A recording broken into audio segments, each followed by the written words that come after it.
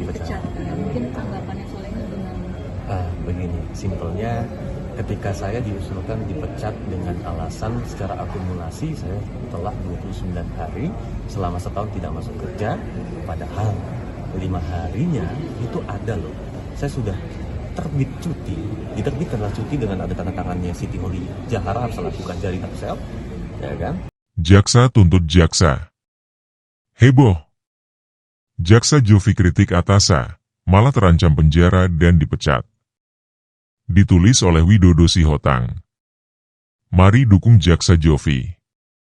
Jovi adalah pahlawan. Like dan subscribe channel ini agar semakin berkembang. Kasus Jaksa Jovi Andrea Bachtiar merupakan ujian penting bagi institusi kejaksaan dalam menangani konflik internal dan menjaga integritas. Kritik Jovi terhadap rekannya yang memicu dugaan pencemaran nama baik melalui media sosial membawa implikasi serius, baik bagi dirinya secara pribadi maupun citra lembaga tempatnya bekerja. Dengan perhatian dari DPR RI, khususnya Komisi 3, diharapkan kasus ini dapat diselesaikan secara transparan dan adil. Keputusan yang diambil dalam kasus ini tidak hanya berdampak pada Jaksa Jovi, tetapi juga akan menjadi tolak ukur sejauh mana profesionalisme dan etika ditegakkan di institusi penegak hukum.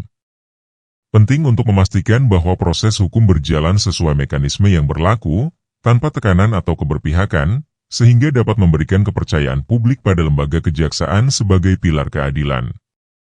Kasus Jaksa Jovi tidak hanya berpusat pada kritik terhadap penggunaan mobil dinas, tetapi juga melibatkan isu-isu disipliner dan pelanggaran etika. Tuduhan yang dilontarkan Jovi terhadap rekannya dianggap tidak berdasar, sehingga memunculkan laporan pidana dan langkah pemecatan oleh Kejaksaan Agung. Sementara Jovi mengklaim kritiknya adalah bagian dari tugas pengawasan, pihak kejaksaan menegaskan bahwa ia melanggar aturan dengan cara yang tidak profesional, termasuk menyebarkan tuduhan lewat media sosial. Situasi ini mencerminkan konflik internal dan tantangan etika di institusi kejaksaan. Jaksa Jovi Andrea Bachtiar baru-baru ini menghadiri rapat dengar pendapat, RDP, dengan Komisi 3 DPR RI untuk membahas sejumlah masalah yang sedang dihadapinya. Jaksa Jovi menjadi sorotan karena dugaan pelanggaran disiplin dan kasus hukum terkait tuduhannya di media sosial terhadap rekan kerjanya, Nella Marcella, yang menggunakan mobil dinas untuk hal tidak pantas.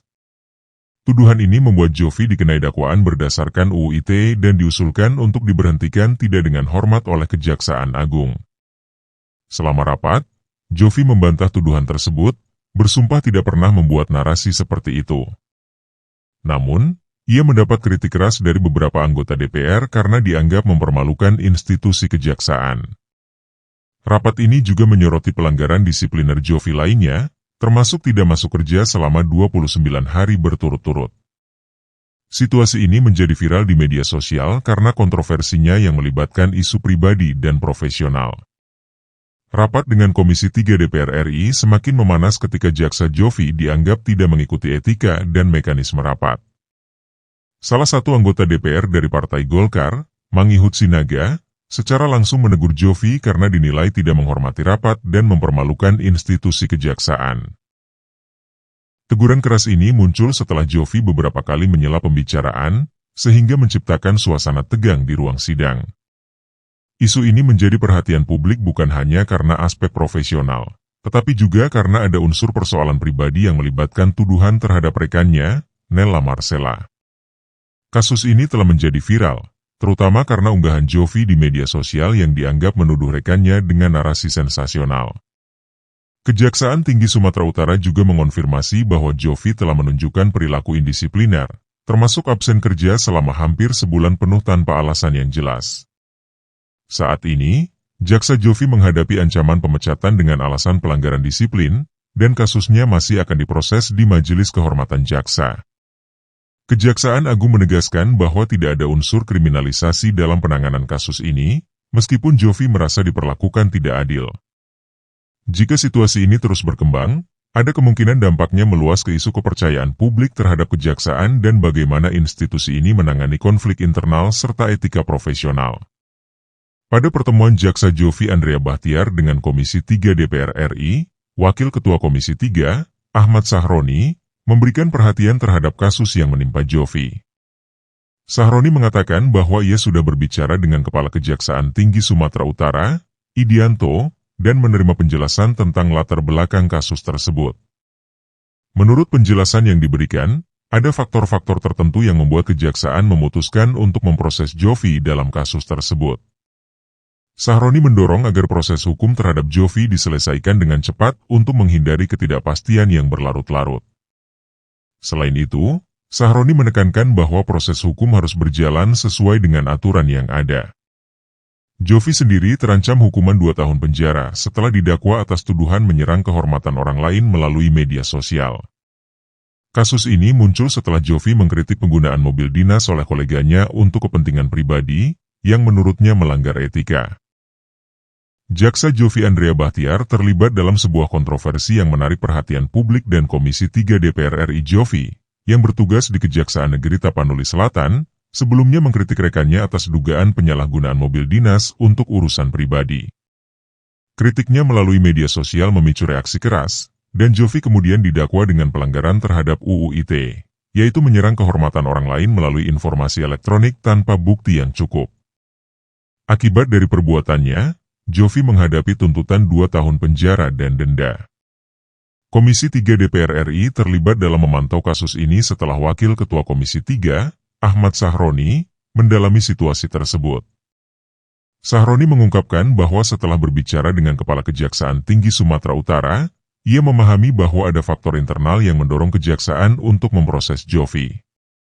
Ia juga menekankan pentingnya menyelesaikan kasus ini dengan cepat agar tidak berlarut-larut dan berdampak buruk pada citra kejaksaan. Kasus Jaksa Jovi Andrea Bahtiar terus berkembang dengan respons dari berbagai pihak. Setelah mengkritik rekannya yang menggunakan mobil dinas untuk urusan pribadi, Jovi menghadapi dakwaan serius terkait pelanggaran UU ITE. Kritik yang dia ungkapkan melalui media sosial dianggap mencemarkan nama baik koleganya, dan akibatnya Jovi dituntut dengan pidana penjara 2 tahun serta denda. Dalam pertemuan dengan Komisi 3 DPR RI, Wakil Ketua Komisi 3, Ahmad Sahroni, menyatakan bahwa dia sudah berbicara dengan Kepala Kejaksaan Tinggi Sumatera Utara dan mendapatkan penjelasan bahwa ada faktor-faktor tertentu yang membuat kejaksaan memutuskan untuk memproses Jovi secara hukum. Sahroni mendorong agar penyelesaian kasus ini dilakukan secara cepat dan transparan untuk menghindari ketidakpastian yang berlarut-larut. Sahroni juga menekankan bahwa proses hukum yang berlaku harus diikuti dengan ketat, mengingat pentingnya menjaga integritas dan profesionalisme di dalam lembaga kejaksaan. Meski Jovi merasa dirinya dikriminalisasi atas kritiknya, proses hukum tetap berjalan, dan publik terus memantau perkembangan kasus ini yang melibatkan aspek etika dan disiplin dalam tubuh kejaksaan. Pilihan yang dapat diambil dalam menghadapi kasus Jaksa Jovi ini bergantung pada perspektif yang diambil. Salah satunya adalah mendukung reformasi dan transparansi dalam institusi kejaksaan, agar kasus ini bisa menjadi titik awal untuk memperjelas proses penanganan kasus semacam ini dan mencegah tindakan subjektif. Di sisi lain, penting untuk memastikan bahwa Jovi mendapatkan pembelaan yang adil melalui proses hukum yang transparan. Atau, bisa juga memilih sikap netral dengan fokus pada pembenahan etika dan disiplin di kejaksaan, agar kejadian serupa tidak terulang. Sentimen publik terhadap kasus Jaksa Jovi Andrea Bahtiar terbagi.